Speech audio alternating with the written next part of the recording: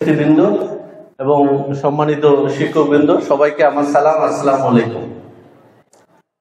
এবং আশা করছি সবাই খুব ভালো আছো।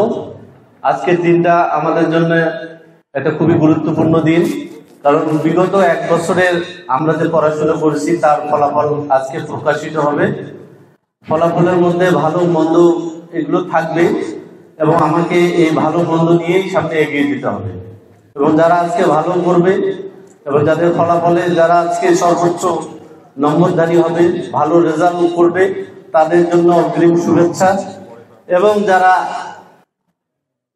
যে কোনো কারণে হোক বা যে কোনো বিষয়ে হোক, যদি ফলাফল খারাপও হয়, তাহলে নতুন উদ্যোগে আগামী বছর যে নতুন ক্লাসে উঠবে সেখান থেকে নতুন পরিকল্পনা নিয়ে সুন্দরভাবে আগামীতে যাতে তুমি ভালো ফলাফল করতে পারো সেই প্রত্যাশা থাকবে।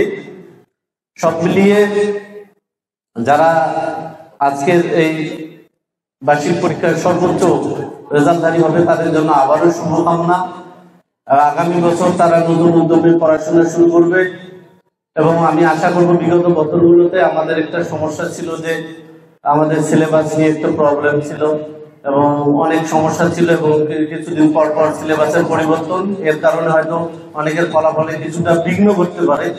এবং আমি আশা করব যে আগামী বছর নতুন কারিকুলাম আসতেছে, নতুন সিলেবাসে নতুন উদ্যোগে পড়াশোনা করে তোমরা সর্বোচ্চ রেজাল্ট অর্জন করবে। নিজে যেরকম সর্বোচ্চ পর্যায়ে যাবে, পাশাপাশি পরিবারকে, তোমার বাবা মাকে সম্মানিত করবে এবং স্কুলকেও তুমি সম্মানিত করবে। সর্বশেষে 2025 সাল আগত, 25 সাল অর্থাৎ নতুন বছরের শুভেচ্ছা জানিয়ে আমার এই শুভেচ্ছা বক্তব্য এখানে শেষ করছি। সবাইকে ধন্যবাদ। আসসালামু আলাইকুম ওয়া রাহমাতুল্লাহি ওয়া বারাকাতুহু।